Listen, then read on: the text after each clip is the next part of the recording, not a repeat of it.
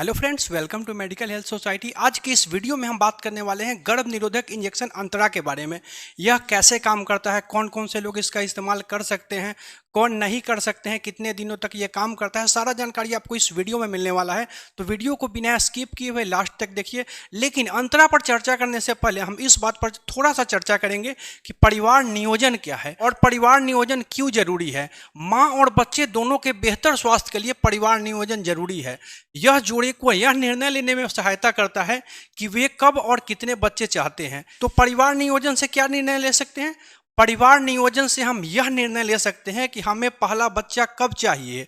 परिवार नियोजन से हम यह निर्णय ले सकते हैं कि हमें एक बच्चे से दूसरे बच्चे के बीच अंतर कितना दिन का रहना है। परिवार नियोजन से हम यह निर्णय ले सकते हैं कि हमें कब और कितने बच्चे चाहिए। परिवार नियोजन का अलग अलग साधन है, जिसमें गर्भ निरोधक इंजेक्शन अंतरा है, साप्ताहिक गोली है, दैनिक गोली है, उसके अलावा आपातकालीन गोली है, कॉपर टी है, बहुत सारा है। इसमें अस्थाई है और अस्थाई है, अलग अलग तरीका है। इसमें से एक तरीका पर हम चर्चा करेंगे अंतरा इंजेक्शन के बारे में कि आखिर ये अंतरा क्या है। तो सबसे पहले हम बात करते हैं अंतरा क्या है। अंतरा एक कार्यक्रम है जिसके अंतर्गत एमपीए इंजेक्शन लगाया जाता है, मेड्रोक्सी प्रोजेस्टेरोन एसीटेट। यह इंजेक्शन अनचाहे गर्भ को रोकने और दो बच्चों के बीच अंतर रखने का सुरक्षित और प्रभावी अस्थायी विकल्प है। जिन्हें पहले बच्चे में देरी चाहिए या फिर दो बच्चों के बीच एक गैप चाहिए, वो इस इंजेक्शन को लगवा सकते हैं। अंतरा नामक एक कार्यक्रम के तरह सरकारी अस्पतालों में यह उपलब्ध है। इसे स्वास्थ्य केंद्रों में एक प्रशिक्षित सेवा प्रदाता डॉक्टर नर्स के द्वारा दिया जा सकता है। मतलब किसी भी सरकारी जो स्वास्थ्य संस्थान है वहाँ पर जो प्रशिक्षित सेवा प्रदाता है वो हमारे डॉक्टर हो गए या फिर हमारी नर्स सिस्टर हो गई, उनके द्वारा यह लगाया जा सकता है और यह निःशुल्क लगाया जा सकता है। यह इंजेक्शन 3 माह तक गर्भधारण से सुरक्षा प्रदान करता है। एक बार इंजेक्शन लेने के बाद 3 महीने तक गर्भधारण नहीं होता है। एक प्रकार से हम कह सकते हैं कि यह इंजेक्शन 3 महीने तक प्रभावी रहता है। आगे हम बात करते हैं कि आखिर अंतरा इंजेक्शन को कौन कौन से लोग लगवा सकते हैं। जैसा कि यहाँ पर देख पा रहे होंगे, ब्रेस्ट फीडिंग कराने वाली महिलाएं जिनका बच्चा 42 दिनों से ज़्यादा का हो। यह इंजेक्शन का एक यह भी बेनिफिट है कि इसे लैक्टेशनल मदर भी लगवा सकती है। मतलब इससे स्तनपान पर किसी भी तरह का कोई प्रभाव नहीं पड़ता है। वैसी महिलाएं जिनका प्रसव हाल ही में हुआ है और उनका बच्चा अगर 42 दिनों से ज़्यादा का है, वह इस इंजेक्शन को लगवा सकती है। उसके अलावा अगर हम गाइडलाइंस की बात करें तो अंतरा की गाइडलाइंस के अनुसार लाभार्थी को माहवारी के 7 दिवस तक लगा सकते हैं। इसका मतलब यह हुआ कि जिस दिन उनका मासिक धर्म शुरू हुआ है उस दिन से लेकर 7 दिनों के अंदर तक अगर वो चाहते हैं इस इंजेक्शन को लगवाना तो भी इसको लगवा सकते हैं। अगर 7 दिनों के बाद लगाना है या फिर बहुत सारी महिलाएं जो कि लैक्टेशनल मदर होती है, वो स्तनपान कराती रहती है, उनका मासिक धर्म बंद होता है, तो वैसे कंडीशन में क्या होता है, प्रेगनेंसी टेस्ट करके डॉक्टर के एडवाइस के अनुसार वो भी इस इंजेक्शन को लगवा सकती है। जिनका अभी हाल ही में अबॉर्शन हुआ है तो गर्भपात के तुरंत बाद भी इस इंजेक्शन को लगवाया जा सकता है। अगर हम यूँ कहें तो प्रसव के 42 दिनों के बाद, मासिक धर्म के 7 दिनों के अंदर या फिर गर्भपात के तुरंत बाद, या फिर कभी भी यह सुनिश्चित हो जाए कि महिला गर्भवती नहीं है तो इस इंजेक्शन को लगवाया जा सकता है। अब बात होता है कि कौन कौन से लोग इसको नहीं लगवा सकते हैं। जिनका अभी अभी प्रसव हुआ है और बच्चा 42 दिनों से छोटा है, वह इस इंजेक्शन को नहीं लगवाएंगी। जो महिला प्रेगनेंसी कंसीव कर चुकी है, ध्यान दीजिएगा, वैसी महिला जो प्रेगनेंसी कंसीव कर चुकी है उस महिला को भी इस इंजेक्शन को नहीं लगवाना है, क्योंकि यह एक गर्भ निरोधक इंजेक्शन है। यह गर्भधारण से सुरक्षा प्रदान करता है। अगर प्रेगनेंसी पहले से ही कंसीव कर चुकी है तो इस इंजेक्शन को नहीं लगवाना है।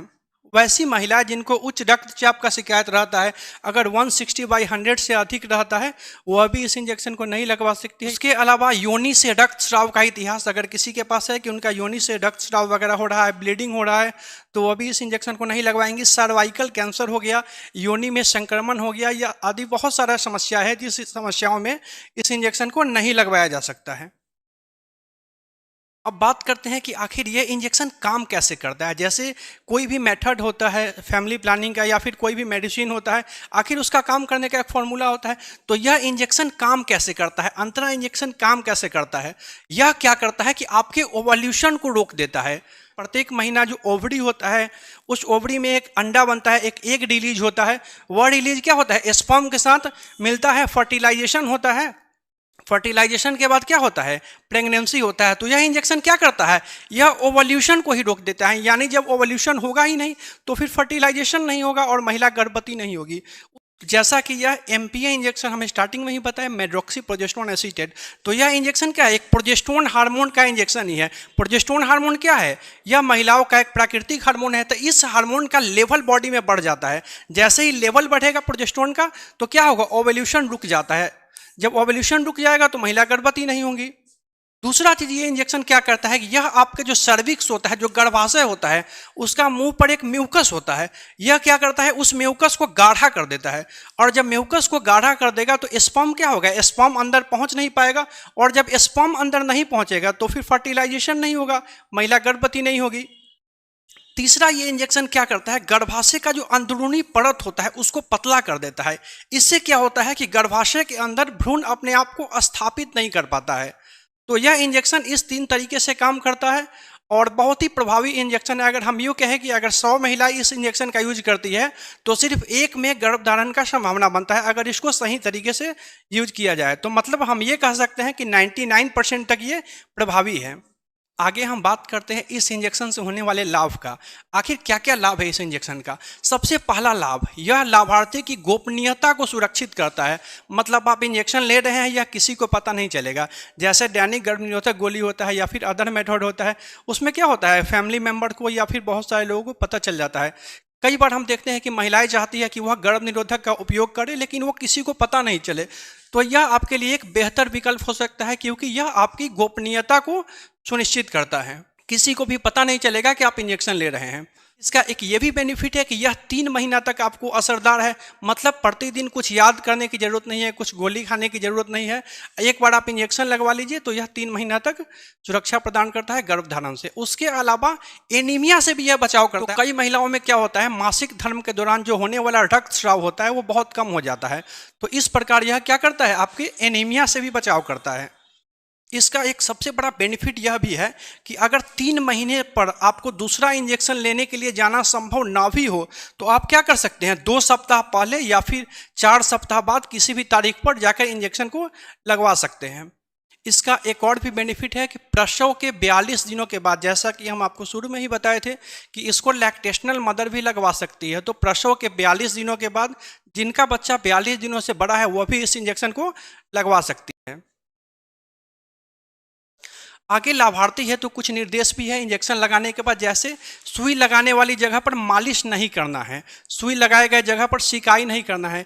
आपको जहां पर इंजेक्शन दिया जाता है वहां पर क्या करना है? आपको सिकाई नहीं करना है या फिर आपको मालिश नहीं करना है। सेवा प्रदाता द्वारा निर्धारित अगली तिथि पर आना है और अपना एमपीए कार्ड लेकर आना है। जब आप इंजेक्शन लेते हैं तो इंजेक्शन लेने के बाद आपको सेवा प्रदाता के द्वारा एक कार्ड दिया जाता है। उस कार्ड पर क्या होता है? कुछ लाभार्थी है तो निर्देश होता है, उसके अलावा इसमें तिथि होता है कि आपको अगला इंजेक्शन लेने कब आना है, आपने कौन सा डोज लिया है, आपका रक्तचाप कितना है, आपका वेट कितना है। तो आपको क्या करना है? इस इंजेक्शन को जब लेने आप नेक्स्ट डोज आते हैं, अगला डोज पर आप आते हैं, तो आपको कार्ड को लेते हुए आना है। एक बात और, इस इंजेक्शन को लेने पर लाभार्थी को प्रोत्साहन राशि के रूप में 100 रुपया भी दिया जाता है। मतलब जब भी आप इस इंजेक्शन को लेंगे तो लेने के बाद आपको अपना अकाउंट नंबर और आईएफएससी कोड सेवा प्रदाता को लिखवा देना है। उससे क्या होगा? आपको अकाउंट में 100 रुपये की राशि ये प्रोत्साहन राशि के रूप में दिया जाएगा। लास्ट में हम बात करते हैं संभावित परेशानियां या फिर दुष्प्रभाव, इसको आप कह सकते हैं। इसमें क्या होता है कि सामान्य मासिक धर्म में बदलाव हो सकता है। कभी कभी क्या होता है कि आपका जो मासिक धर्म है उसमें थोड़ा लेट हो सकता है या फिर थोड़ा जल्दी आ सकता है। हम यूँ कहें कि सामान्य जो मासिक धर्म है उसमें चेंजिंग हो सकता है। कभी कभी क्या होता है? निरंतर उपयोग के कारण मासिक धर्म बंद भी हो जाता है, तो आपको उसमें परेशान नहीं होना है। आगे है मासिक धर्म के दौरान होने वाला रक्तस्राव कम या ज़्यादा हो सकता है। बिल्कुल ऐसा हो सकता है। कभी कभी क्या होता है कि जो मासिक धर्म के दौरान जो ब्लीडिंग होता है, वो रक्तस्राव जो होता है वो कभी कभी ज़्यादा या कम हो जाता है। तो बहुत ही सामान्य बात है, इसमें आपको बिल्कुल भी घबराना नहीं। हाँ, अगर ब्लीडिंग ज़्यादा हो रहा या फिर ज़्यादा परेशानी हो रहा है तो आपको अपने डॉक्टर से, अपने सेवा प्रदाता से मिलना है। बट ये बहुत ही कॉमन बात है, तो आपको घबराना नहीं है। कभी कभी क्या होता है? निरंतर उपयोग के कारण मासिक धर्म बंद भी हो जाता है, तो परेशान नहीं होना है। हाँ, अगर आपको लग रहा है कि कहीं आप प्रेग्नेंट तो नहीं हो गई तो आप प्रेगनेंसी टेस्ट करवा सकते हैं। कुछ लोगों का एक ये भी सवाल होता है, हमारे हॉस्पिटल्स में बहुत सारी महिलाएं आती हैं, उनका सवाल होता है कि हम एमपीए इंजेक्शन का उपयोग कर रहे हैं तो पुनः गर्भधारण हम कब कर सकते हैं? तो इसका सिंपल सा जवाब यह है कि जब आप लास्ट डोज को बंद करते हैं या फिर हम यूँ कहें कि जब आप इंजेक्शन को लेने के लिए बंद करते हैं, इंजेक्शन लेना को बंद करने के बाद 7 से 10 महीने के बाद पुनः जो गर्भधारण की प्रक्रिया होती है वो शुरू होने में टाइम लगता है। तो अगर आप प्रेगनेंसी का प्लान भी कर रहे हैं तो इंजेक्शन को लेने के जैसे ही आप छोड़ते हैं, छोड़ने के बाद 7 से 10 महीने में जो पुनः गर्भधारण की प्रक्रिया है वो वापस आ जाती है। किसी महिलाओं में प्रॉब्लम होता है, उनको सर दर्द या फिर चिड़चिड़ापन या फिर हल्का वेट गेन जैसा समस्या किसी किसी को हो जाता है, तो यह बहुत ही सामान्य बात है। इसमें आपको परेशान नहीं होना है, घबराना नहीं है। किसी भी तरह का समस्या अगर आपको ज़्यादा लगता है तो आपको क्या करना है, अपने सेवा प्रदाता से जाकर के मिलना है, अपने डॉक्टर से बात करना है। ये तो जानकारी हुआ अंतरा इंजेक्शन से संबंधित। अगर आपके मन में भी इससे रिलेटेड कोई भी डाउट्स है तो आप कमेंट करके जरूर बताएं, हम आपके कमेंट का जवाब जरूर देंगे। वीडियो कैसा लगा ये भी नीचे कमेंट जरूर करें। वीडियो अगर अच्छा लगा होगा तो वीडियो को लाइक करके चैनल को सब्सक्राइब कर लीजिएगा, जिससे कि इसी तरह की सभी इंफॉर्मेटिव वीडियो सबसे पहले आप तक पहुँच सके। मिलते हैं फिर किसी नेक्स्ट वीडियो में।